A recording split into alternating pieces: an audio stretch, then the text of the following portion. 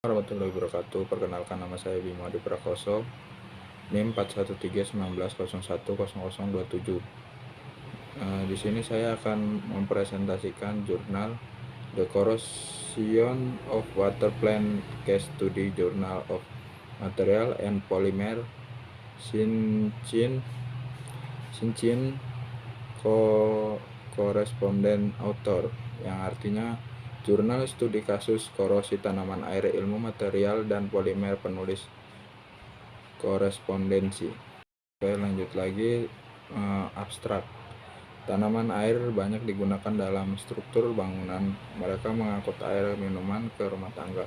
Mereka menyegarkan atau menghangatkan ruangan tempat kami tinggal. Mereka menyediakan air jika terjadi kebakaran di sepanjang sistem sprinkler. Pipa biasanya terbuat dari logam.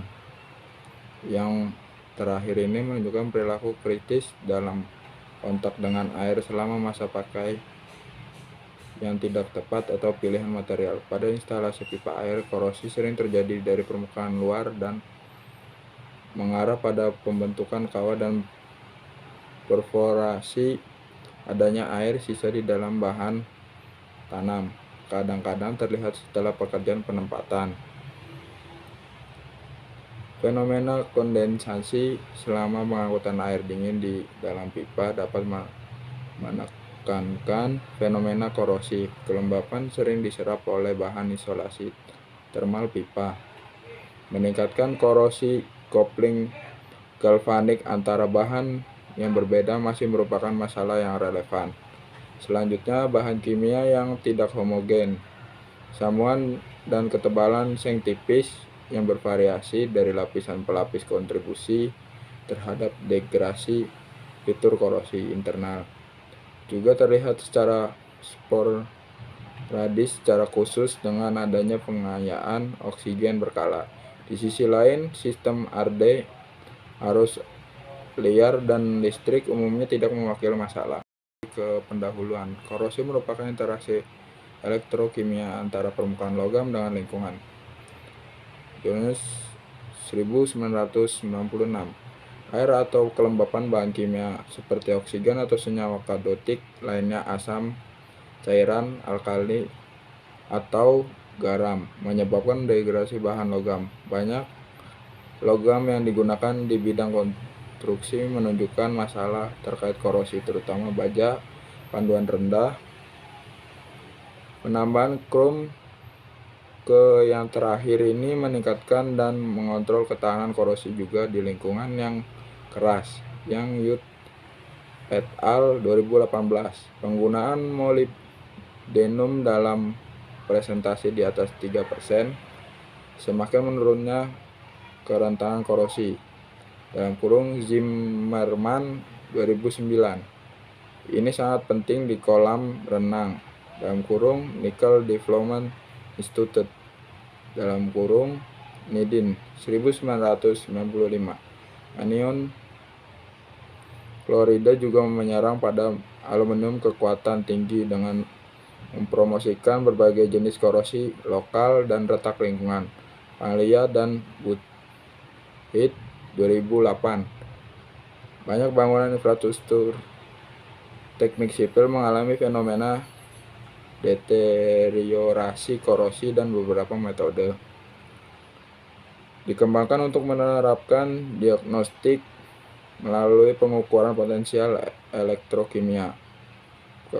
Elsener et al. 1996. Jembatan terowongan pabrik desalinisasi adalah salah satu struktur yang paling terbuka terhadap lingkungan, yang agresif terhadap garam. Dalam hal ini, pemilihan material yang tepat membantu menghadapi kerusakan tersebut. Baja tahan karat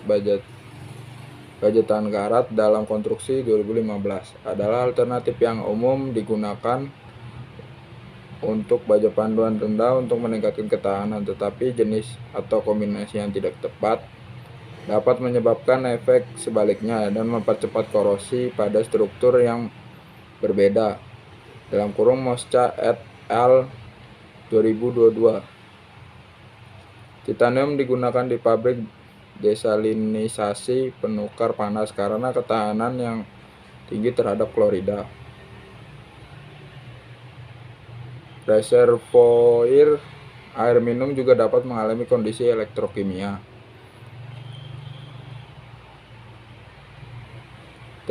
tertentu untuk membentuk sel makro. Perbedaan potensial elektrokimia menyebabkan aliran arus yang merugikan melalui pabrik dan lapisan semen. Hal ini menyebabkan pelarutan peningkatan semen dengan lunakan lokal bahan. Panglia et al.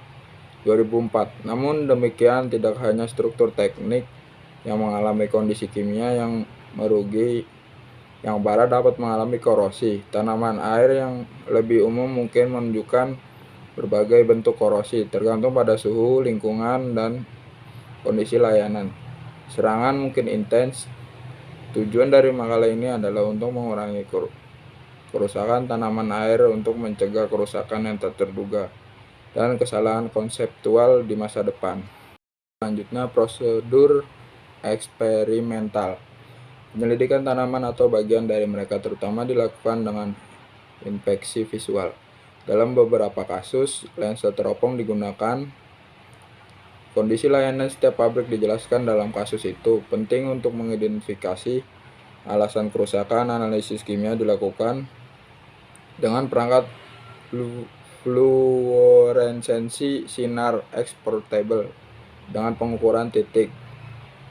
Untuk lebih memperjelas kerusakan atau kegagalan bagian tanaman, digergaji, dipotong, dan dibawa ke laboratorium untuk analisis detail. Instalasi distribusi air minum pembangkit ini merupakan bagian dari jaringan distribusi air. Total panjang pipa adalah 800 meter. Tahun-tahun konstruksi berkisar antara 1960 sampai 70. Pipa terdiri dari baja panduan rendah 1037 dan ditempatkan di bawah tanah pada kedalaman variabel antara 80 dan 250 cm. Sistem itu terus-menerus diisi dengan air. Tekanan servis kurang 8 bar. Sampel dipotong untuk evaluasi sepanjang jarak 60 meter. Pipa dilapisi dengan sistem berbasis bitumen dengan ketebalan asli sekitar 2 hingga 3 mm. Pada saat penyelidikan, ketebalan lapisan dikurangi menjadi 1 sampai 3 mm. Gambar 1A, retakan lokal hadir dan mencapai permukaan baja yang menyebabkan pelepasan lapisan. Gambar 1B, pola retak diasumsikan berbentuk seperti jaringan. Gambar 1C, sedikit korosi seragam permukaan diamati, meskipun secara lokal juga berbeda kawat terdeteksi. Ketebalan pipa internal adalah 0,5 mm. Di beberapa daerah, lapisan terlepas atau tidak ada di zona inisiasi korosi diamati pada gambar 2A. Secara lokal, degrasi sangat intens. Namun demikian, serangan elektrokimia tidak pernah menyebabkan perforasi dinding pipa. Gambar 2B. Gambar 2, kerusakan lapisan terinternal pipa air selama 40 tahun. Degradasi konstan terjadi pada sistem pelapisan eksternal dan internal. Terlepas dari kerusakan lokal yang intens, korosi terutama dilihat dari sebagian serangan seragam yang berlangsung dengan kecepatan lambat seiring waktu dan tidak menyebabkan perforasi. Lagi, sebuah pabrik pipa pemanas air ditempatkan di dalam trotoar. Tingkat permukaan atas terdiri dari ubin dengan ketebalan 1,2 cm. Bahan berbasis semen yang diperkuat serat dan jaring lebar dengan ketebalan total 10 cm. Di bawah foil plastik ditempatkan insulasi styrofoam setebal 2 cm dan insulasi wall mineral setebal 2 cm. Dasar perkerasan terdiri dari beton. Contoh gambar 3A. Korosi terlihat di sepanjang lengkungan baja berlapis. Seng kadang-kadang Deteriorasi menunjukkan tahap awal gambar B. Di daerah lain, korosi menunjukkan tahap lanjut dengan korosi lokal. Pembentukan kawah di permukaan luar harus keluar, perforasi dan kebocoran air. Contoh gambar 3C. Permukaan bagian dalam menunjukkan sedikit korosi pada pipa. Sambungan gambar 4A, analisis kimia air hanya menunjukkan lingkungan yang sedikit agresif yang disebabkan oleh kandungan CO2 bebas, gambar B, 4B. Analisis kimia kelengkungan berlapis zinc C menunjukkan penurunan kandungan zinc C yang disebabkan oleh korosi. Variasi silikon, mangan, krom, dan titanium terlihat antara bagian yang terkorosi dan yang tidak terkorosi. Tabel 1, variasi kimia mempengaruhi stabil lapisan zinc C.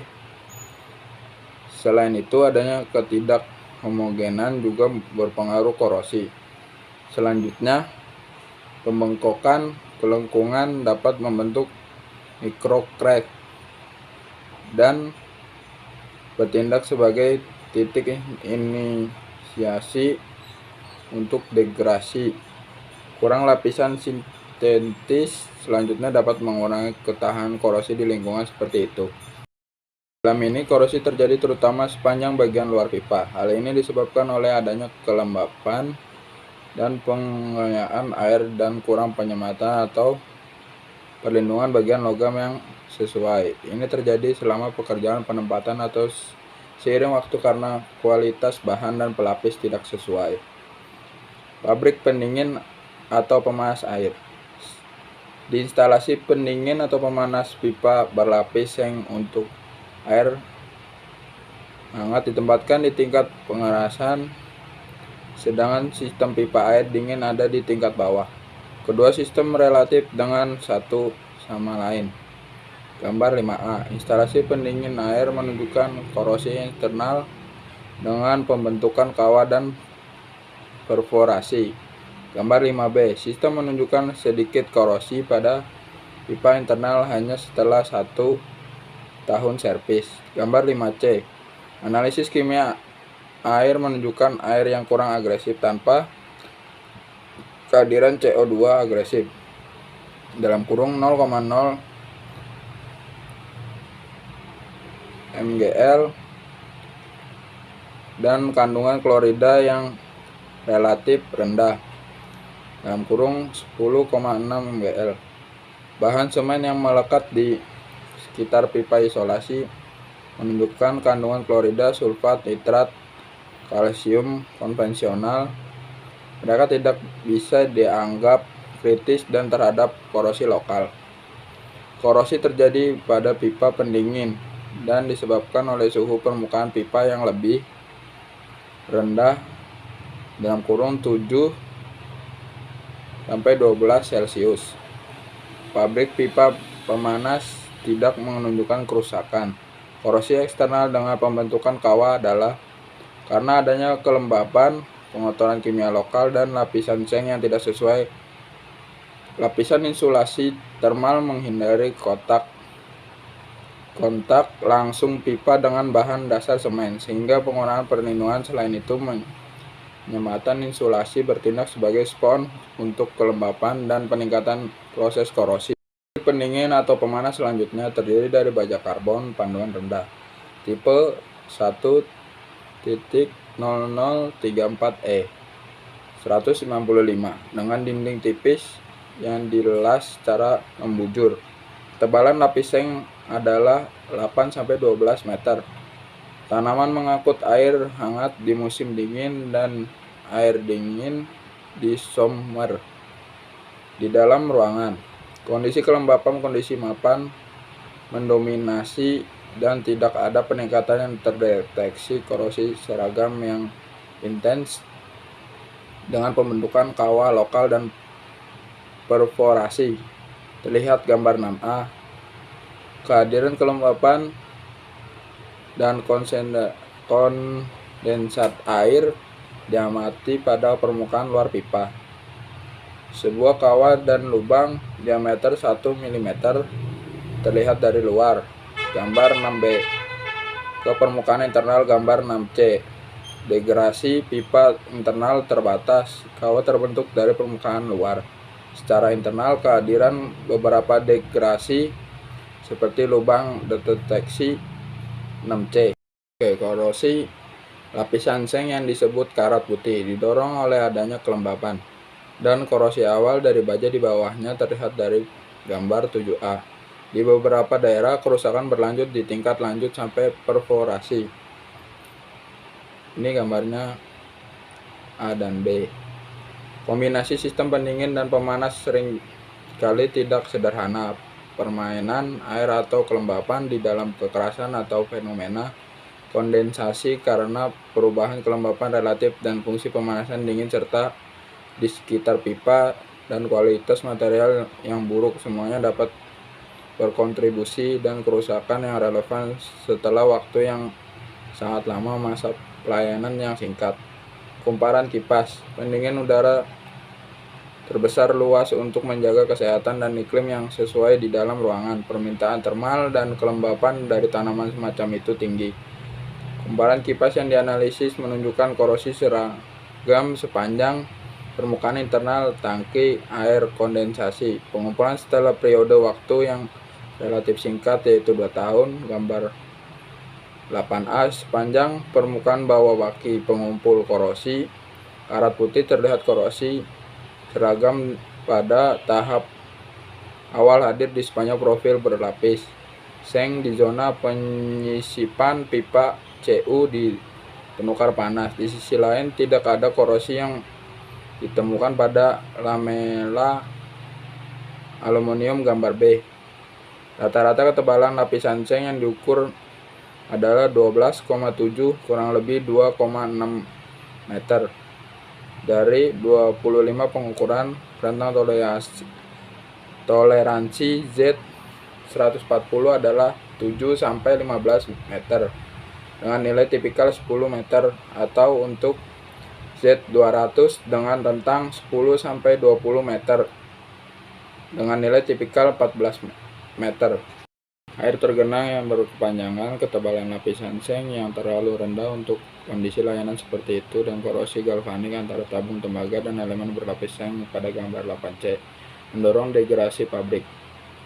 Lanjut, instalasi penyemprotan. Sistem sprinkler adalah salah satu tanaman yang diaktifkan jika terjadi kebakaran. Di suatu pusat perbelanjaan besar, instalasi sprinkler dibuat dari baja panduan rendah 1034 secara berkala. Pembesaran permukaan dan penambahan toko-toko baru terjadi. Sistem pipa alternatif dikosongkan dan diisi dengan air untuk memungkinkan pekerjaan konstruksi. Dengan cara ini, pengayaan oksigen secara berkala dapat memasuki sistem pipa. Setelah waktu yang relatif singkat, korosi pipa internal muncul. Korosi berlanjut ke tahap lanjut. Kawah berbentuk dari dalam hingga berlubang pada gambar 9. Selain itu, nozzle sprinkler berorientasi ke bawah. Mereka dipenuhi dengan produk korosi yang dihasilkan dari pipa. Akibatnya penyumbatan sistem jika terjadi kebakaran dapat diharapkan. Oke, lanjut kesimpulan. Pada instalasi pipa air, korosi sering terjadi di permukaan luar dengan pembentukan kawah dan perforasi. Hal ini terjadi karena adanya sisa air setelah pekerjaan penempatan serta fenomena kondensasi selama pengangkutan air dingin di dalam pipa. Kelembapan sering diserap oleh bahan isolasi internal dari sistem pipa, meningkatkan korosi. Kopling galvanik antara bahan berbeda dengan merupakan masalah kritis. Sedangkan ketidakhomogenan bahan kimia sambungan dan ketebalan lapisan seng yang bervariasi dengan kontribusi pada degradasi, fenomena korosi internal juga muncul secara sporadis, terutama dengan adanya pengayaan oksigen secara berkala. Sebaliknya, arus sesat dan sistem bumi umumnya tidak mewakili masalah untuk jenis tanaman yang dijelaskan. Dan ini referensi jurnal yang saya cari. Sekian presentasi jurnal saya, kurang lebihnya mohon maaf. Billahi taufiq walhidayah. Assalamualaikum warahmatullahi wabarakatuh.